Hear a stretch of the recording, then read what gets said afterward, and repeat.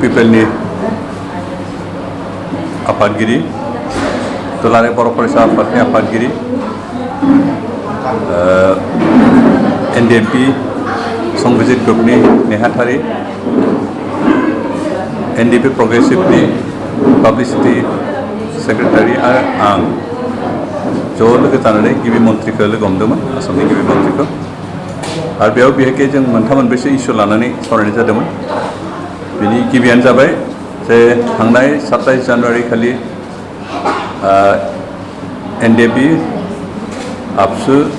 भारत सरकार और असम सरकारनि गेजेराव जे मोनसे सुक्ति जालांदोंमोन बे सुक्तिनि माखासे क्लज जेरैहाय NDPनि केडारफोरनो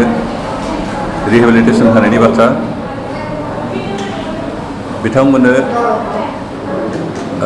गभर्नमेन्ट जब होनायनि बाथ्रा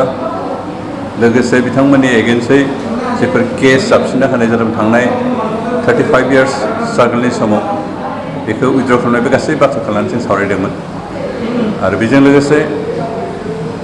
दा सोलिबाय थानाय BTCनि जि इलेक्सन बेखौ पस्टपन खालामनानै दोन्दोंमोन बे बाथ्राखौ बिथांनि खोथायाव उत्थापन खालामनाय जादोंमोन। दिनै जों बे बाथ्राखौ सावरायनाय समाव जोंनिफ्राय बे रिकुवेस्टआ बेनोमोन जे NDPनि जिखिनि रिहेबिलिटेसन होनाय केस उइथड्र खालामनाय आरो लोगोसे बिथांमोननि केडारखौ गभर्नमेन्ट साख्रियाव इमप्लिमेन्ट खालामनाय बेखौ थाबैनो मावफुंना होनांगौ होननानै जों खावलायदोंमोन आरो बे बिथाङा थाबैनो मावफुंनाय जागोन आरो थाबैनो बे गासै बाथ्राखौ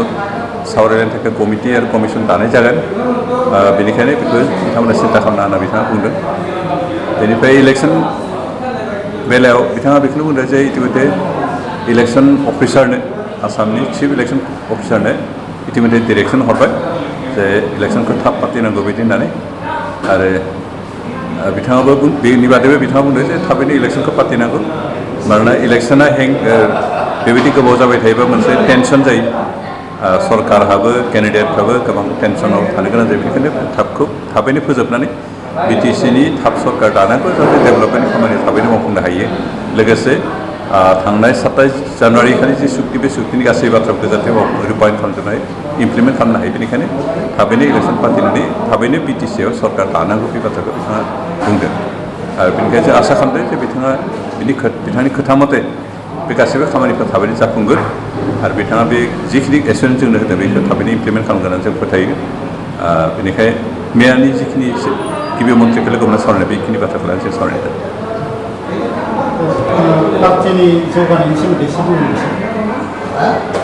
जों UPPL बे हान्जाया बेखै मोनथाम बाथ्राखौ जोंनि आदर्श हिसाबै लादों बेनो जाबाय गोजोन थासारि लाबोनाय गुबुन गुबुन जातिफोरनि गेजेराव खौसेथि लाबोनाय आरो जौगानाय लाबोनाय बे मोनथाम बाथ्राखौ गुरुत्व होनानै बेखौनो जों आदर्श हिसाबै जों खामानि मावनो ओंखारदों शान्ति ऐक्य आरो प्रगति पिस इउनिटि एन्ड डेभेलपमेन्ट बे बाथ्राखौ लानानै जों खामानि मावनो ओंखारदों आरो बे थांखिखौ लाना खामानि मावनायनि गेजेरजों जों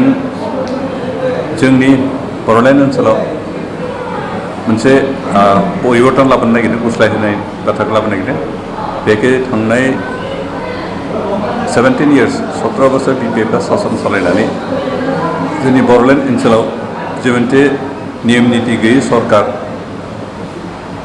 जेरावहाय अराजकता आयेन कानुन नियम खान्थि जेबो गैयामोन बेयाव खालि थाखा फैसा जाख्ल'नाय करापसनल' दंमोन बे गासैखौबो बोस्रांनानै मोनसे सिस्टेमेटिक सोलिग्रा सरकार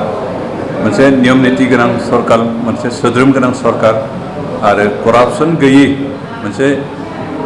मा बुंगोन गोथार आरो साफा बेबायदि सरकार दानायनि बाथ्रा साननानै जों खामानि मावनो ओंखारदों आरो बेबायदि जोंबो लाबोनो हायोबासो जोंनि समाजखौ जों फोसाबनो हागोन जोंनि सासन बेबस्थाखौ जों फोसाबनो हागोन जोंनि न'खरफोरखौ फोसाबनो हागोन आरो जोंनि साननाय हनायखौ फोसाबनो हागोन कारण फोसाबनो हायाब्ला